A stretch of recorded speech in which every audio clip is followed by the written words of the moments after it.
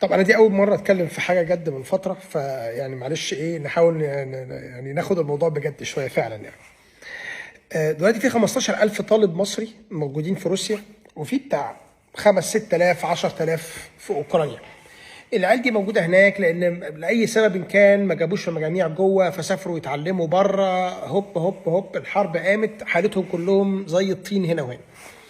وبعد كده طبعا الحرب دلوقتي شغاله، العمله فيها مشاكل، روسيا ما فيهاش تحويل، اوكرانيا صعب تبعت لها فلوس، المصاريف بقت غير كمان صعوبه تواجد الدولار او الروبل مش عارف الروسي على مش عارف ايه البتاع، العمليه كمان انك تبعت فلوس هناك في سانكشنز، في معوقات، العالم مانع الحوالات البنكيه لروسيا، ففي سماسره في النص، فالاسعار بتتزايد زياده وزياده على الطلبه دي.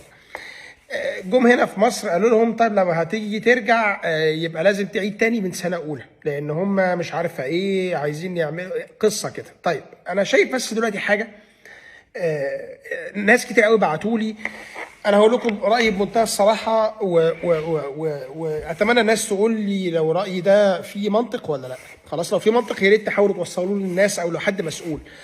انا رايي ان كل الجزء العاطفي اللي في الموضوع ما ينفعش تبص له، لان احنا بنتكلم دلوقتي بمنطقيه. خلاص حته بقى ايه، اصل دولت ولادنا ودولت بيتشحططوا بره، الكلام ده كله يبقى احنا نستعيدهم ان هم يجوا من باب الامان بس، لكن مش معنى كده ان انا لازم اجد له اديله استثناء في التعليم، ان هو مش هديله حق في مجانيه التعليم مثلا زي واحد تاني جاب مجموعه اعلى. مش هعمل الكلام ده، مش هعمل الكلام ده.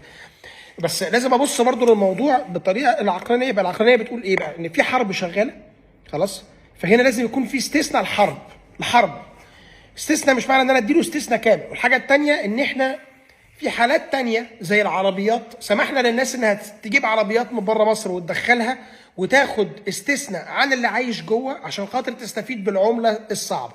طب فيها ايه لو احنا جينا قلنا ال 15,000 طالب اللي بره دول، 20,000 طالب دول، تعالى هنا وكل واحد فيكم يحط $5,000 في البنك وديعه ثابته لمده 5 سنين، سواء كان هو في سنه اولى في سنه ثانيه في سنه ثالثه، عشان هو بيقول لك كلهم عايزين يرجعوهم تاني سنه اولى، والعيال مش عايزين يرجعوا تاني سنه اولى عشان خاطر طبعا ما تروحش عليه التعليم.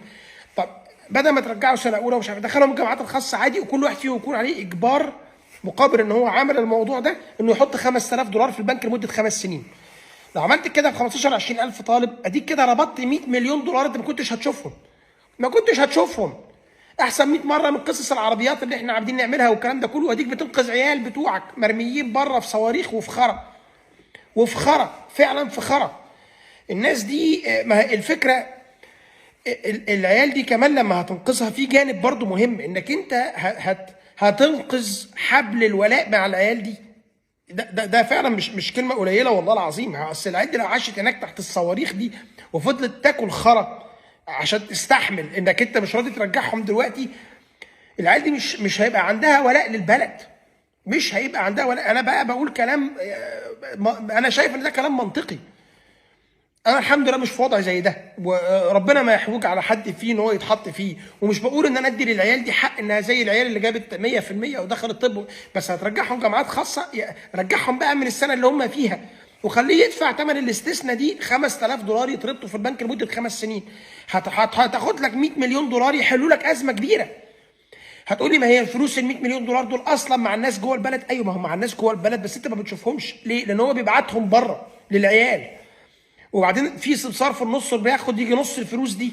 فانت اديك في الاخر انت الفلوس هتوفر على الناس انها السماسره دول يسرقوهم في النص، وانت تاخد الفلوس دي تفضل معاك جوه. 100 مليون حلوين، وخد منهم مصاريفهم السنويه يا سيدي برضو بالدولار، خليهم يدفعوها يا سيدي برضو مقدم من دلوقتي. بس انا شايف ان ده طريقه احسن من ان احنا نسيب العيال دي بالشكل ده. وما تقوليش غلط، لان طالما عملنا استثناء عشان الناس لا مؤاخذه تجيب عربيات تكييف وباور وسنتر وعربيات 3000 سي سي تركبها في مصر، يبقى نعمل استثناء للعيال اللي بتذاكر تحت الصواريخ بره وبتكنس الشوارع عشان خاطر تدفع مصاريف جامعه، ولا ايه؟